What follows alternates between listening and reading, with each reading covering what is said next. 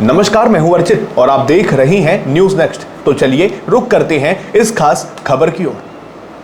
संसद के गलियारों से आज की सबसे बड़ी खबर। लोकसभा में एक बार फिर राष्ट्रीय नागरिकता रजिस्टर यानी एनआरसी को लेकर गहमा गहमी का माहौल है। सपा अध्यक्ष अखिलेश यादव का बड़ा बयान। एसआईआर के बहाने देश में एनआरसी को लागू करने की तैयारी की जा रही है। उन्होंने केंद्र सरकार पर सीधे निशाना साधते हुए कहा कि सरकार जिस सोशल इंफॉर्मेशन रजिस्ट्री एसआईआर को लाने की बात कर रही है वो नागरिकों की व्यक्तिगत जानकारी को इकट्ठा करने का एक गुप्त तरीका है, जिसका अंतिम लक्ष्य एनआरसी को लागू करना है।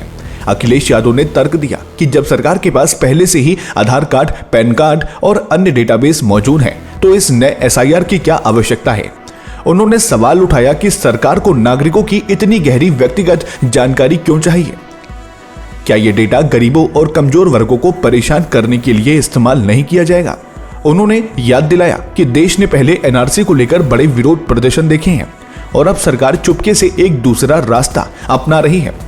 आप पिछली बार सफल नहीं हो पाए तो अब डेटा के नाम पर, सामाजिक जानकारी के नाम पर आप वही काम करना चाहते हैं। अखिलेश ने सदन में अपनी बात को बल देते हुए कहा, इस आरोप पर सत्ता पक्ष ने कड़ी आपत्ति जताई और कहा कि एसआईआर का उद्देश्य सिर्फ सरकारी योजनाओं को जरूरतमंद तक पहुंचाने के लिए एक कुशल तंत्र बनाना है, न कि नागरिकों की पहचान को चुनौती देना। लेकिन विपक्ष का मानना है कि ये रजिस्ट्री डेटा के व्यापक संग्रह के कारण नागरिकों के अधिकारों और उनकी गोपनीयता के लिए एक बड़ा खतरा है।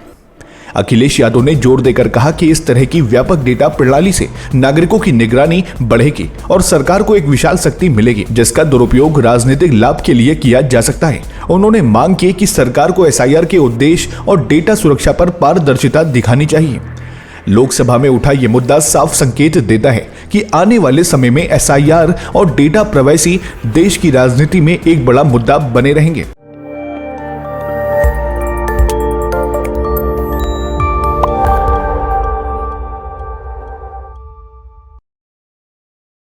नमस्कार, मैं हूं अर्चित और आप देख रहे हैं न्यूज नेक्स्ट। तो चलिए रुक करते हैं देश प्रदेश की मुख्य 10 बड़ी खबरों की ओर।